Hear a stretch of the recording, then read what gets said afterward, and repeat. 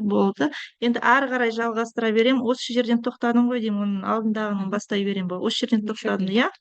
Яғни жасанды интеллектке мен тапсырма беріп едім ғой. Мен детектив жанрын ұнатамын, не оқысам болады дегенге жасанды интеллект маған бірнеше ұсыныс беріп отыр. Соның бірі, енді копилотқа келсек, ұсынылатын детектив кітаптарын деп маған осындай таблица форматында маған жауабын беріп тұр да. Ол таблицада көріп отырғаныңыздай классиктермен бірге бүгінгі біздің қазіргі детектив жазушылары да бар. Оның ішінде бәрімізге белгілі Дэн Браун, америкалық жазушы, сонымен қатар Жапонияның да жазушы бар, Юнус бе, одан кейін басқа халықтарының да жазушылары да бар. Кітаптың атын мен тек қана қоймай, сонымен бірге ерекшелігін де маған жазып беріп отыр. Неге нақты осы кітапты мен оқуым керекпін, оның ерекшелігі қандай дегендей. Осы біздің кітапханадағы ақпарат анықтамалық библиографиялық қызметтер осы программаны, копилотты көбінесе мен ұнатамын да, копилотты қолдаса өте күшті көмекші құрал ретінде керемет енді. Енді мен айтқан отырға жасанды 25-ші жылғы қандай трендтер, енді мода дейікші трендіміз, ол мультимодалды модельдер.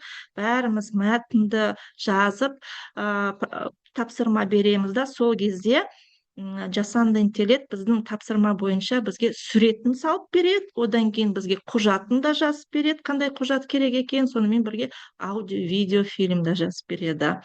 Одан кейін айтып отырғандай каталогизацияға да бізге үлкен көмекші құрал.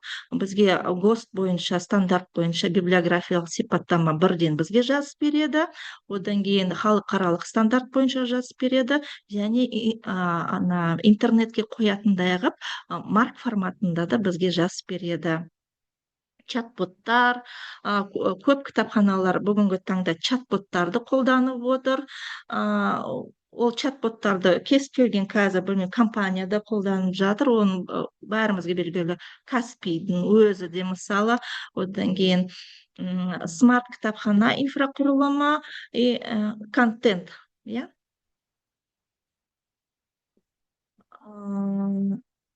яғни мультимодальды модельдер, мына жерде не болып кетті да, тек қана мәтін ғана емес, сонымен PDF, сурет, кесте, дыбысын талдайды. Мысалы чат GPT 5-ші нұсқасы PDF мазмұнын толық талдап береді. Айтқанымдай ғой, мысалы енді бір кітапты тауып алдым интернетте, сол кітап 500 беттік дейікші, сол кітаптың оқуға уақытым жоқ, ол PDF форматында. Ол кітап не туралы білгім келіп тұр да, соны мен чат GPT-ге салсам, чат GPT маған қысқаша сол кітаптың мазмұнының аннотациясын жазып береді. Гемини мысалы суреттен мәтін оқиды, яғни ол көбінесе зағип, нашар көретін кітапханаларға, оқырмандар үшін кітапханаларға көмекші құрал. Яғни сіз суретті қойып қойсаңыз, Гемини оны озвучка жасап, аудио жасап береді, яғни суретті түгелімен сипаттап береді. Клауд мысалы, ол құжат құрылымының карта түрінде шығарып береді. Клауд енді мына Гемини, чат GPT-ге қарағанда ақылы. Сондықтан мен оны қазір бұлай көп несін сізге ұсынып отырған жоқпын. Автокаталогизация жүйелерін енді айтып отырғанымдай, қазіргі таңда OCLC қолдап жатыр. OCLC ол бәрімізге белгілі әлем каталогы, WorldCat дейміз ғой. Ол бірден ISBN арқылы түгелімен бүкіл каталогтың барлық поляларын бірден толтырып береді. Одан кейін Европаның кітапханалары Европеана AI индексін, яғни шифрды қойып береді, тематикалық рубриканың да айдарында қойып береді бірден.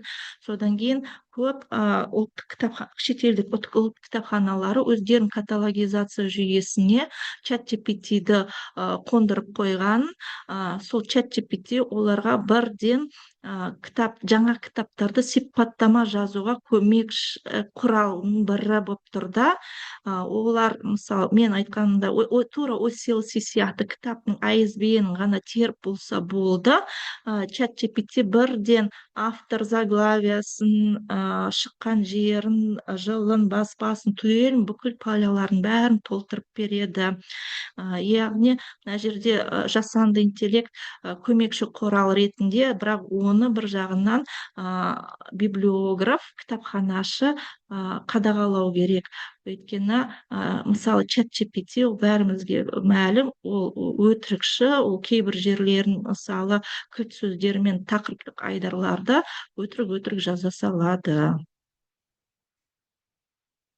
Содан кейін чат-боттар, мысалы чат GPT чат-боты бар, Library AI Assistant, яғни кітапханашыға ассистент, кітапханашы жасанды интеллект ассистент дегендей. Одан кейін копилот ботымыз бар, одан кейін Gemini Based Library Navigator дегендей осындай қазіргі чат-боттар көп қолданысқа ие.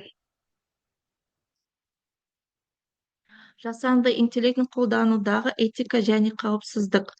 Яғни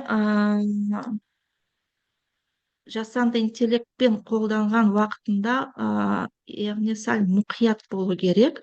Біріншіден, ол деректер құпиялығы.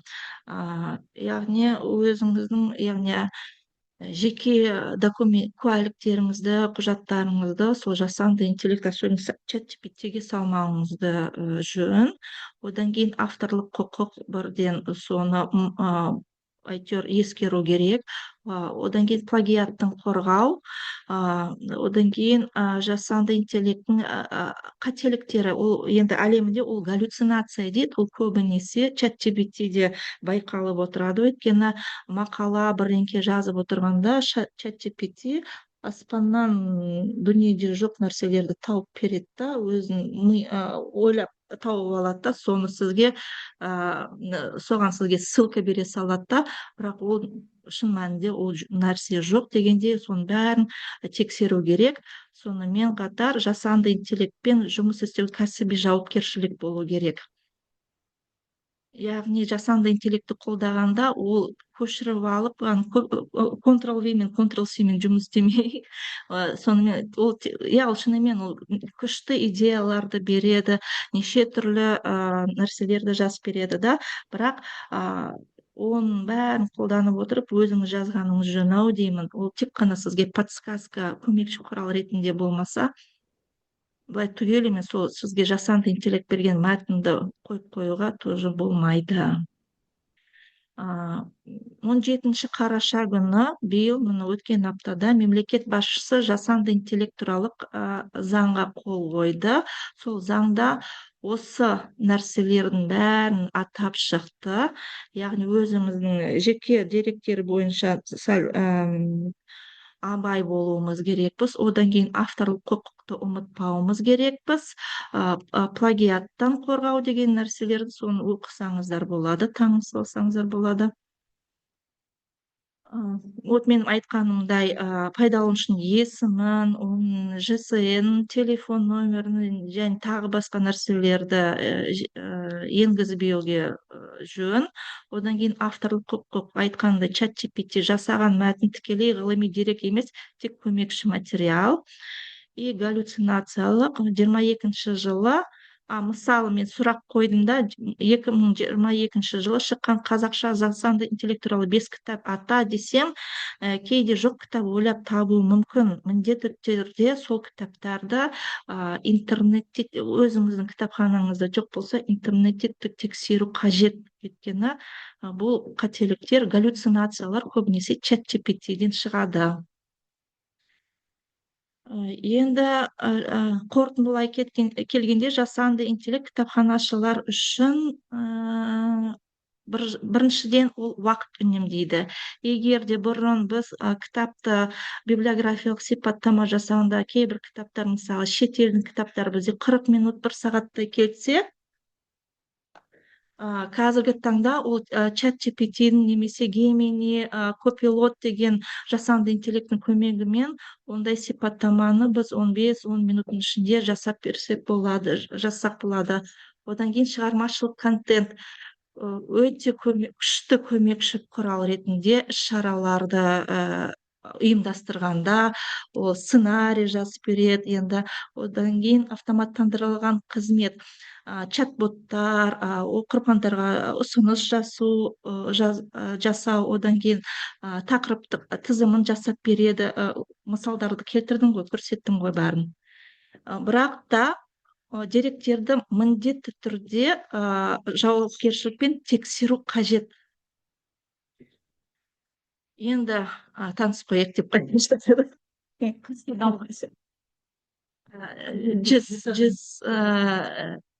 атын толығын Амангелдіқызы болады. Осы каталогизатор мектебін жүргіземін. Мен жеке телефоным және де біздің емейліміз, поштамыз, электрондық поштамыз, осыған жазсаңыздар болады. Сұрақтарыңыз бар болса, айтқанымыздай, бұл сабағымыз YouTube каналымызға қоямыз, және де PDF осы презентацияны, вебинарымызды PDF форматына айландырып, оны чаттарыңызға жіберетін боламыз.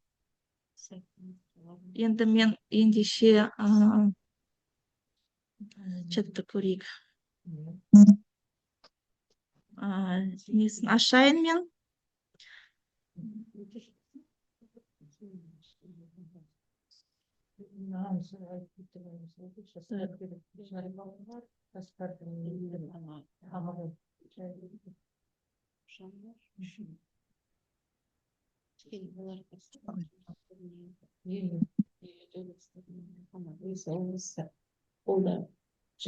Енді сұрақтарыңызды қойсаңыздар болады. Сұрақтарыңыз бар болса, құрметті әріптестер.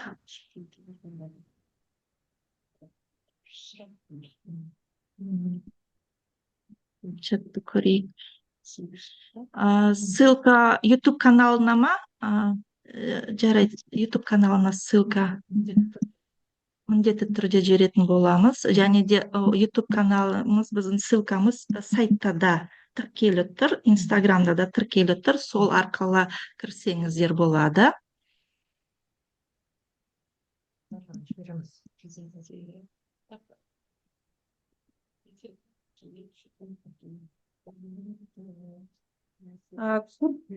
Курс биылға біз енді курс жауып тастадық. Жылымыз бітті. Келесі жылы қазіргі таңда учебный план жазып жатырмыз да.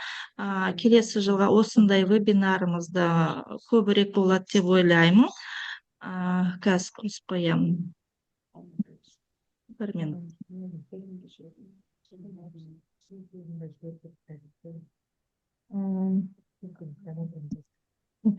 Өте қуаныштымын. Келесі енді егер де курстар осылай ашылатын болса, вебинар арқылы бүкіл мәліметті біздің Инстаграм парақшамызда, сайтта көресіздер. Гүлмира Абылайханды өз тарапынан. Бұл тұрақты курсымыз ғой, учебный план бойынша.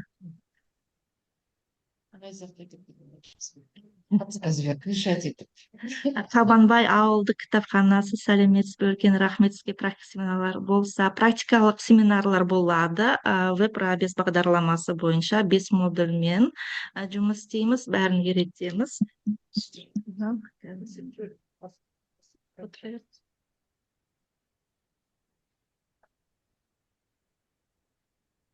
Нақты қай уақыт екенін білмеймін. Ол кейін қосымша хабарланады. Көктемнен бастаймыз ғой. Ұстап шығайықшы деп. Онлайн оқуға бола ма? Соны қарастырамыз. Оны қарастырамыз. Қазір біз аккредитация алып жатырмыз.